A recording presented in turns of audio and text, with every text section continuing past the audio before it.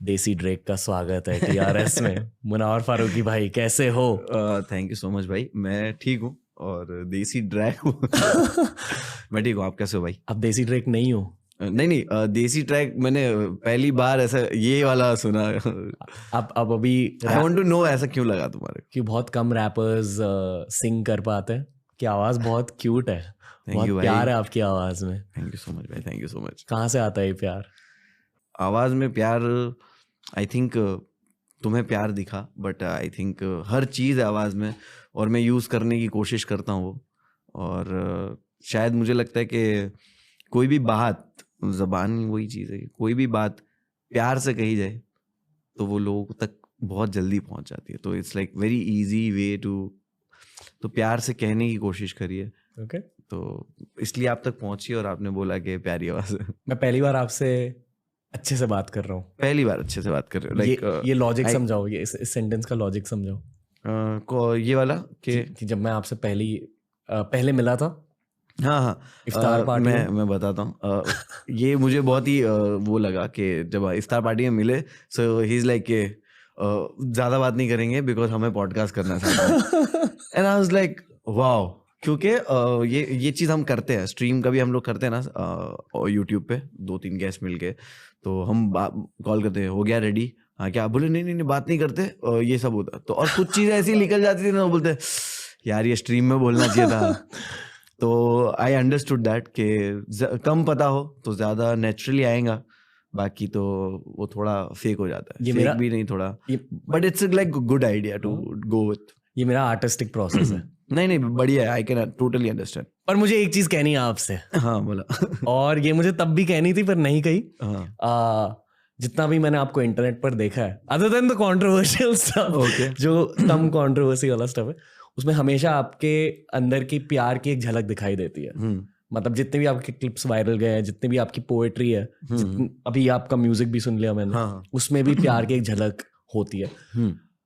हर artist में थोड़ा सा प्यार होता है, पर कुछ आर्टिस्ट में ज्यादा प्यार होता है। आई फील कि आपके दिल में बहुत ज्यादा प्यार है, आशिकी है।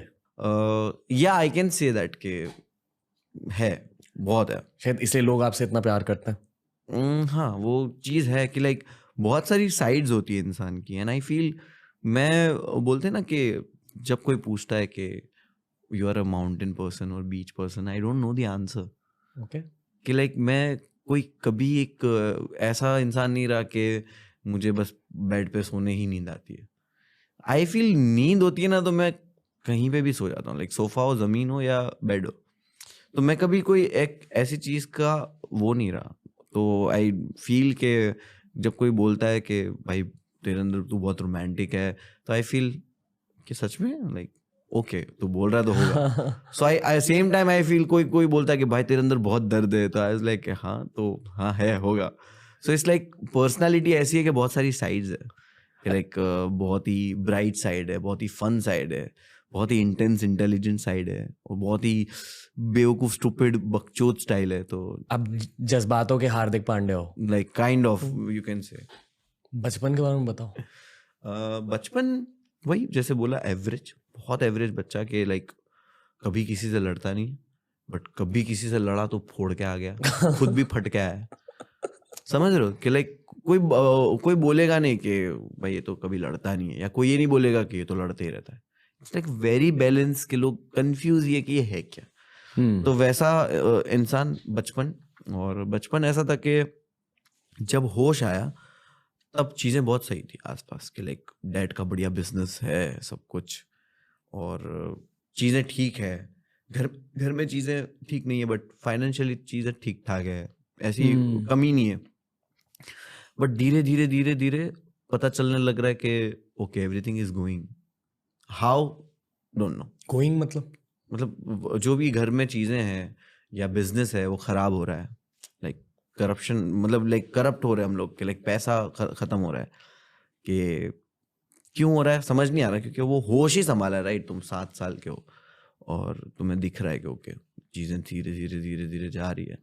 एंड वो चीज़ें हिट तब करने लगी कि जब स्कूल में से सबसे पहले आपको फील होता है कि आपको स्कूल में जब आप चीज़ें देखते हो, और मुझे ये चीज़ स्कूल में फील हुई कि ओके कुछ तो प्रॉब्लम चल रहा है, बिकॉज फीस नहीं भरे जा रही है। फीस के लिए एवरी टाइम हर महीने के 10 दिन के बाद स्टाफ रूम से कॉल आता है कि इस बच्चे को भेजो प्रिंसिपल के ऑफिस में। देन प्रिंसिपल के ऑफिस जाते थे एंड देन वो बच्चे को बताते थे। आई डोंट नो ये सिस्टम अब है या नहीं, बट हमारे स्कूल में ऐसा होता था कि बच्चे को बोलते थे कि फीस क्यों नहीं भरी, तुम्हारे पेरेंट्स को बोलवा के फीस भरे।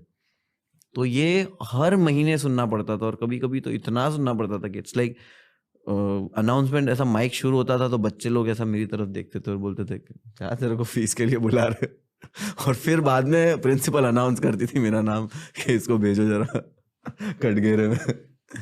तो वो तब रियलाइज हुआ कि ओके अब थोड़ी शर्मिंदगी पहली बार महसूस हो रही है। It was like 4th standard 4th 5th standard. Surat में? गुजरात जूनागढ़। ओके। 4th और 5th स्टैंडर्ड में हो रहा था, और वो वहाँ की सेकंड बेस्ट स्कूल थी, और उतनी महंगी स्कूल भी नहीं होती वहाँ पे, एजुकेशन उतना महंगा भी नहीं था जब मैं था। तो कितनी फीस थी? 138 rupees for 2 months। I remember 138 rupees अभी भी। तो 138 रुपीज था 2 महीने का, every 2 months you have to pay. तो वो मुझे तब हिट हुआ, एंड लाइक मैं कभी लंच बॉक्स लेके नहीं आता था तब। बाद में पहले पहले मिलता था और फिर मिलता नहीं था घर से, तो थोड़ा समझ में आता था कि ओके। तो क्या खाते थे? दोस्त कोई बिस्किट खिला देता था, और मोस्टली यही होता था कि घर से खा के जो गया है और घर पे आके खाया, वैसा होता था कि ये रिसेस क्या होता है। और आज इरफान पठान बिस्किट खिलाते हैं। बहुत बड़ी बात है। और मैं ये कंपेयर ही नहीं कर पाता उन सब चीज़ों से, क्योंकि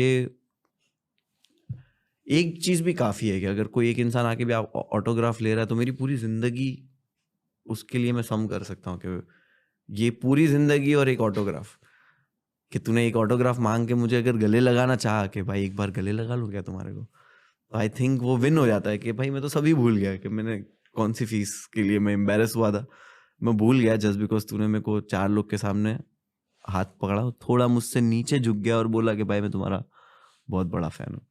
तो आई थिंक वो वहाँ कवर हो जाता है। ओके।